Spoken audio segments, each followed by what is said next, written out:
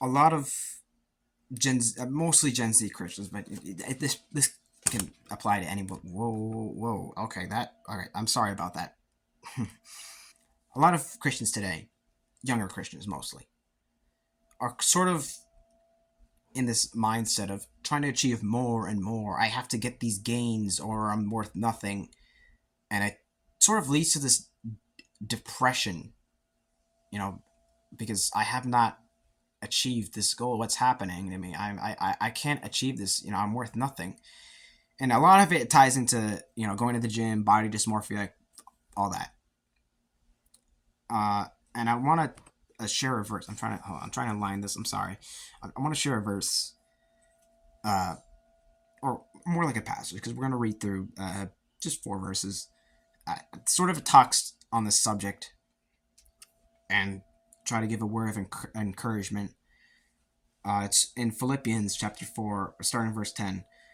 Paul speaking, or Paul writing, because he wasn't speaking here, he was writing. Maybe he was speaking out loud. I don't know. I don't know what was going on in Paul's mind when he wrote this. But I rejoiced in the Lord greatly that now at last your care for me has flourished again, though you surely did care but lacked opportunity. So the Philippian church, Paul really loved them. They there was a time, he's saying here, there was a time where they really wanted to help him, but they didn't have the opportunity to do so. They couldn't. Imagine that. Imagine someone you love that's in a situation where you really want to help them, but you just don't have the opportunity to. Imagine how those Philippians must have felt. But now their help is flourishing again. They're able to do it again. But Paul, he correct. This is what I do a lot in my videos. When I say something, 2 seconds later I think, oh, maybe people will get the wrong idea. So I try to correct myself. That's what Paul is doing now in verse 11. Not correct himself, clarify. That's the word I'm looking for. He's trying to clarify something. So what is he clarifying? Not that I speak in regard to need. Wait a minute, Paul. Then why are you happy about their flourishing, forgiving if you don't need anything? Well, let's see what he says. Not that I speak in regard to need, for I've learned that in whatever state I am, to be content. Wow. So he's not. So first of all, I've heard this passage used to say that you shouldn't try to get anything new. That's not what I'm trying to say here, and that's not what the text is saying, because Paul literally says the verse before he's grateful to be given more by the Philippians. So I'm not saying don't work out and achieve your goals, but what I'm saying is have a different mindset than, oh man, I can't achieve this physique, I'm worth nothing, because that shouldn't be a mindset you have. Paul is very clear here. Be content. If you can't, if I can't, in the context of younger people, I can't get that girl. Well, be content with what you have right now. That's every night I like to ponder on what God has given me, and I think that's something that can help. If you're really down on the things you can't achieve or don't have, learn contentment. That can really help you emotionally and spiritually, and probably physically, because if you're emotionally broken, then physically usually you won't do very well. So Paul's speaking here. Be content. Well, we're gonna keep reading. Um, I love this passage. I know how to be abased, and I know how to abound. Everywhere and in all things I have learned both to be full and to be hungry, both to abound and to suffer need. In any of those states, he's content.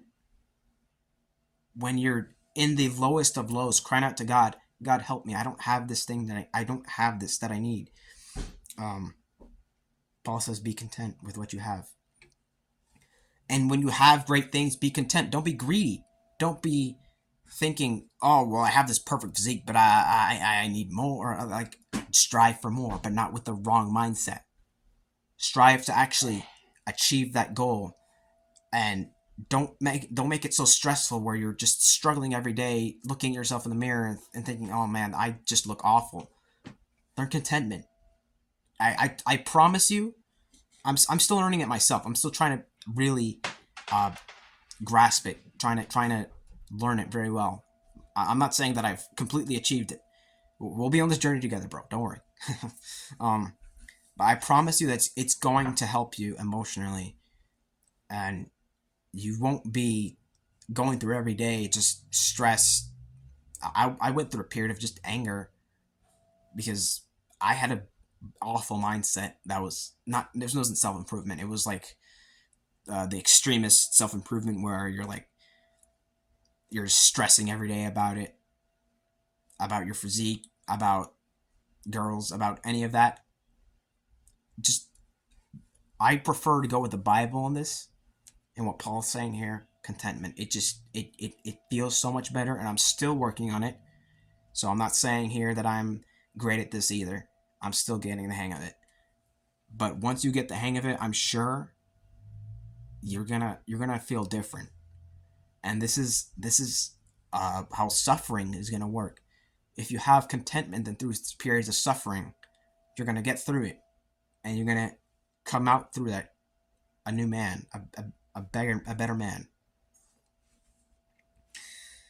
In verse 13, it's misused a lot to talk about sports and whatnot, but that's not what it's talking about contextually.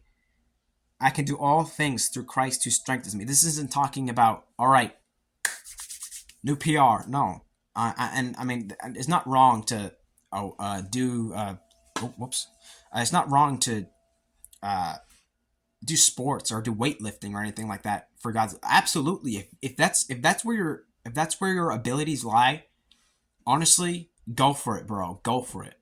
I don't have, me personally, I'm not as skilled in those areas, so that's not where I'm focusing to serve God. But if that's what you can do, absolutely do it, bro. Go. Keep working hard at it. But remember the contentment, because you're going to fail at times. But remember, in any situation you're at, you learn to be content. And remember, God has a plan. So this isn't talking about just physical strength. This is talking about um, in any situation you are, I can get through it. I can go through it. Because the one above Christ strengthens me.